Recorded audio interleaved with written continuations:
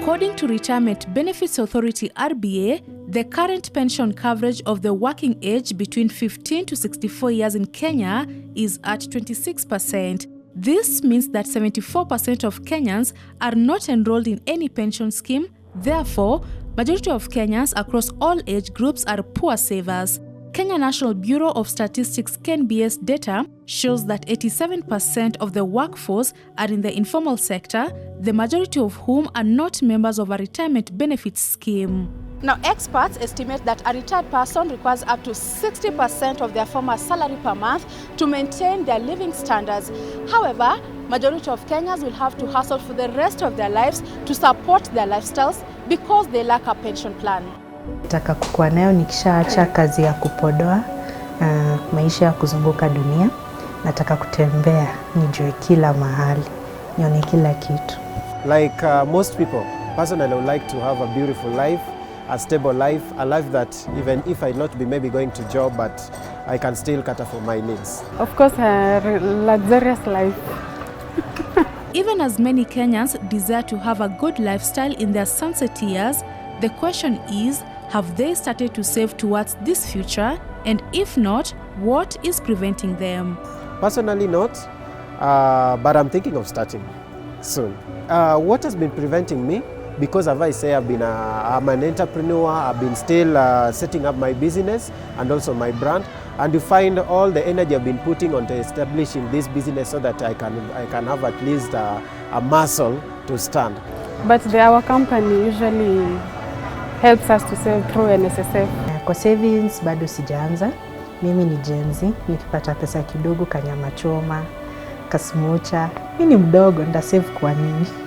Save nikifika around 35, 40. After all, ansemanga life begins at 40. Sasa hapo ndio mimi nitaanza. Even though Periska Geha, who is a self-employed makeup artist, and Nelson Hagai, who is an entrepreneur, plan to start saving for retirement later, Victor Ndago, pension supervisor at Orient Life Assurance Limited, explains that saving should start immediately one receives their first income. People think that retirement is for the old. Retirement is not for the old. It is for you and what you want in future. So I will advise the young generation, me included, that the best time for you to start saving for your retirement is when you get your first salary. The reason why I'm saying this is that when you start saving for your salary, for your retirement, you accumulate a lot of funds, and at the same time, you don't have that pressure to save for more within a shorter period. Ndago is advising those in the informal sector and those whose employers do not have a pension arrangement to try and save at least 10% of what they earn towards retirement. Not all employers have pension arrangement apart from NSSF, which is compulsory for any person who is employed. Now, lucky to them that have employers who have already have a well-established scheme. That will depend on what has been outlined by the employer in the rules and regulations that runs that scheme. Even that border person, I had an opportunity the other day speaking to one of the border guys. He told me that in Nairobi, they do like after all the expenses, he gets like 2,000 to 2,500. I want to ask, let me ask you, seriously, can you use 2,500 on a daily basis? Definitely, once you have had your expenses, you can even decide that besides what you are going to use for family upkeep, just put aside 500 shillings. Imagine you putting 500 shillings in a day.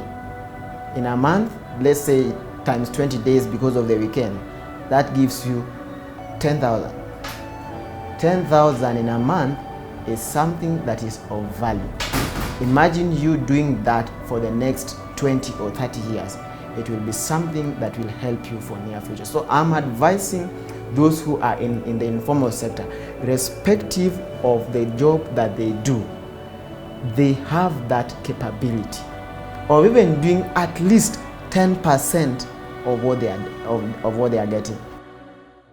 60-year-old Anthony Kamau, who retired at the age of 47, tells me that he has been able to sustain his living standards since he left formal employment because he was able to save towards his retirement through a pension scheme. Retirement, maisha imekuwa ni kujipanga. Kwa sababu ukishatoka formal employment, ukiingia informal employment upati kazi na huelewi. Hiyo pesa imenisaidia sana. Hiyo pesa nilikuwa na save kwa hiyo scheme. Unlike Anthony Kamau, 72-year-old Michael Njau, who used to do masonry work before he retired, tells me that his retirement life is not that easy. Njau regrets starting to save for his old age when he was about to stop working. Kwa ningejua, ningeanza mapema. Lakini shida tu ni masomo ya watoto. Ndio ilikuwa inaleta shida. Unakosa kusevu, unataka kusevu lakini mkono wanaweka tuma shule. Sasa mambo ya kusevu inakosa kwa sababu yote inaelekea kule. Sasa nategemea tu shamba. Unajua sasa nikiingia kwa shamba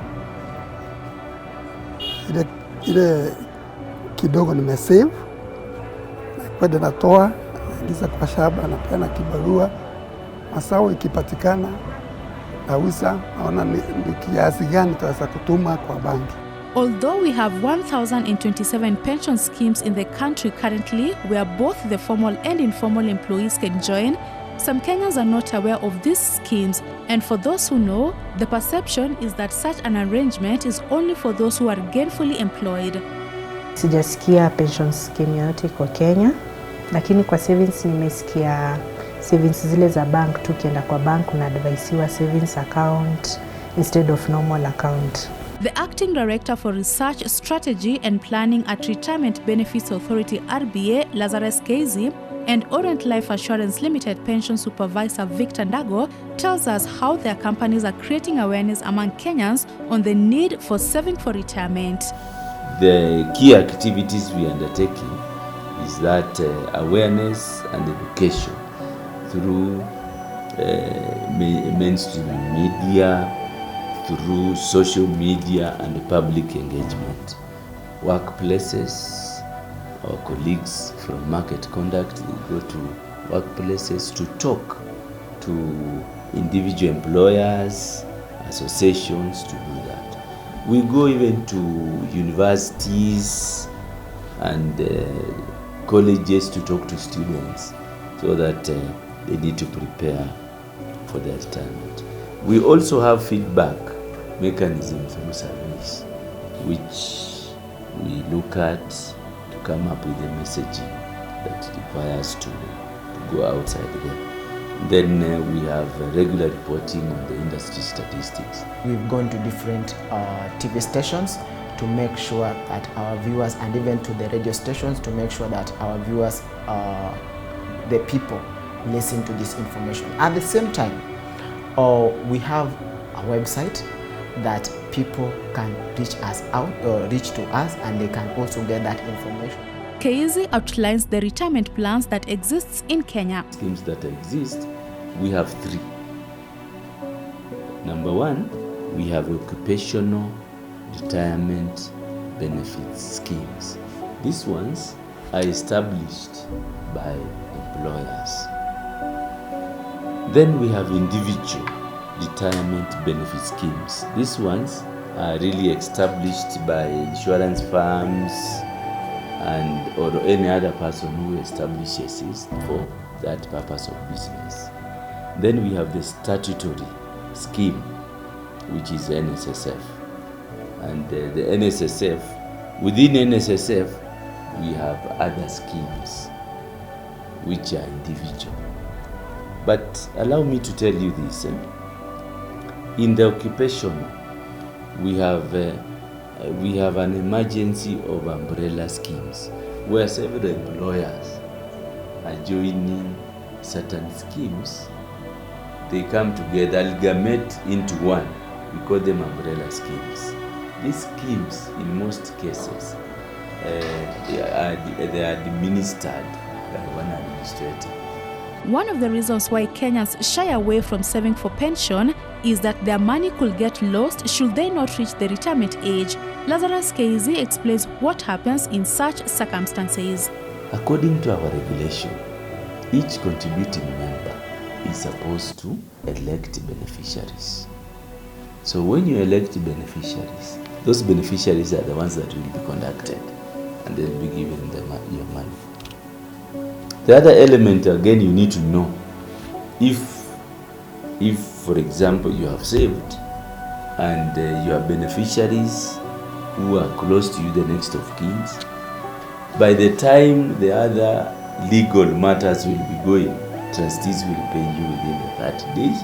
They'll pay your beneficiaries within the 30 days, so long as you have done the nomination well. We have had cases where people are disregarding their next of kins and they nominate their girlfriends.